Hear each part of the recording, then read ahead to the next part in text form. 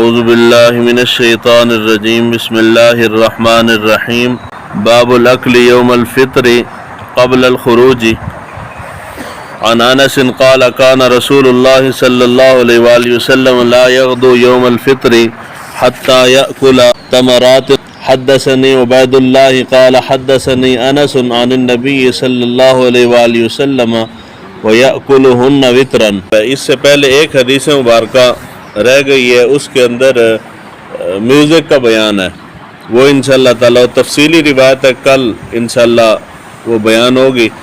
یہ باب امام بخاری نے باب نمبر 4 کتاب العیدین کا قائم کیا ہے۔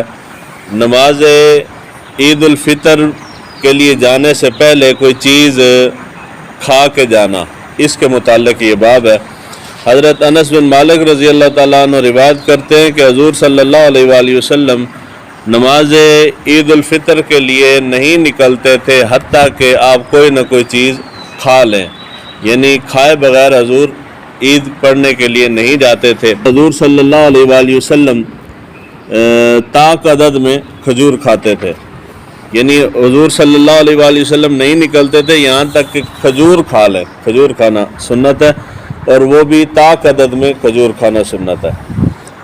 ترمذی شریف کے اندر حدیث مبارکہ حضور صلی اللہ علیہ وآلہ وسلم کا طریقہ مبارک اور معمول مبارک یہ تھا کہ صحابی رسول روایت کرتے ہیں کہ حضور صلی اللہ علیہ وآلہ وسلم عید الفطر کے لیے تب تک نہیں جاتے تھے جب تک کہ کچھ کھا نہ لیں، اور عید الاضحیٰ کے لیے حضور صلی اللہ علیہ وآلہ وسلم جب تک نماز نہیں پڑھ لیتے تھے حضور کچھ نہیں کھاتے تھے۔ یعنی دو طریقے ہیں، عید الفطر کے لیے کھانا کچھ کھا کے جانا یہ سنت ہے، اور عید الاضحیٰ میں نماز پڑھ کے اس کے بعد کھانا یہ سنت ہے۔ حکمت یہ ہے کہ رمضان المبارک ختم ہوتا ہے، اس سے اگلے دن عید الفطر ہوتی ہے، تو جہالت کی وجہ سے بعض لوگ یہ سمجھ سکتے ہیں کہ شاید جب تک کہ نماز عید پڑھ نہ لی جائے تو یہ روزہ ہے، جس طرح کہ ہمارے ہاں بھی عرف میں یہی مشہور ہے کہ جی روزہ ہے، اکثر لوگ یہی سمجھتے ہیں کہ جی روزہ۔ یہ جب تک آپ پڑھ نہیں لیتے عید الفطر پڑھیں گے، اگر لوگ یہ گمان کر لیں تو یہ اللہ تعالیٰ نے جو حدود نافذ کی ہیں اس کے اندر یہ اضافہ کرنا ہے، یعنی جس چیز کا اللہ تعالیٰ نے ہمارے اوپر فرض نہیں کیا اس کو اپنے اوپر فرض کر لینا، یہ اللہ تعالیٰ کی نافرمانی ہے۔ اللہ تعالیٰ نے رمضان مبارک ختم کر دیا ہے، رمضان ختم ہو چکا ہے، تو عید والے دن روزہ رکھنا جو عید کے ایام ہے، صرف پہلے دن کی بات نہیں، عید کے تینوں دنوں کا یہی حکم ہے کہ آپ روزہ نہیں رکھ سکتے، رکھنا چاہیں بھی تو نہیں رکھ سکتے، ممانعت ہے۔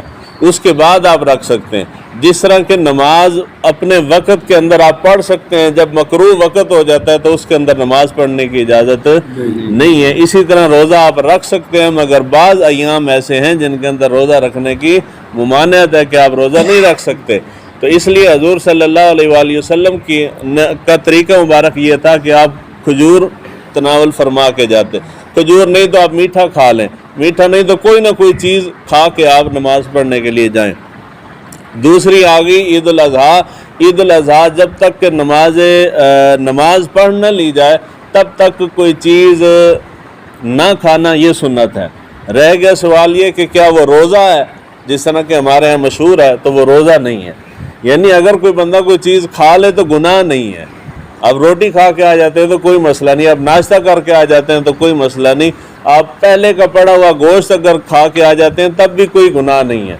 قربانی تو عید کی نماز پڑھنے کے بعد ہوگی، پہلے آپ کھا پی سکتے ہیں، نہ کھانا یہ آسان ہے، ثواب کا باعث ہے۔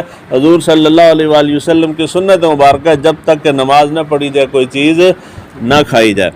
اب دوسری چیز اس کے اندر آ جاتی ہے، حضرت انس نے آخر پہ فرمایا کہ حضور طاق عدد میں کھجور تناول کرتے تھے۔ اب یہ آپ نے دیکھا ہوگا اسلام کے اندر حضور صلی اللہ علیہ وآلہ وسلم کی جتنی سنتیں ہیں ہر چیز کے اندر طاق عدد آتا ہے، اسی طرح ہے نا جی وضو کرنا ہے تو ایک مرتبہ دھونے سے وضو ہو جاتا ہے، سنت کیا ہے کہ جی طاق عدد میں دھویا جائے، جی ہے نا جی۔ غسل کرنا ایک مرتبہ پانی بہانے سے غسل ہو جاتا ہے، لیکن سنت کیا ہے جی طاق، 3 مرتبہ طاق ہے نا جی، 3 مرتبہ پانی بہایا جائے۔ اب نماز پڑھتے ہیں تو ایک مرتبہ تسبیح پڑھنے سے ہو جاتی ہے، مگر سنت کیا ہے طاق عدد میں پڑھی جائے، یعنی ہر چیز کے اندر آپ کو یہ نظر آئے گا کہ حضور صلی اللہ علیہ وآلہ وسلم طاق عدد کو پسند فرماتے تھے۔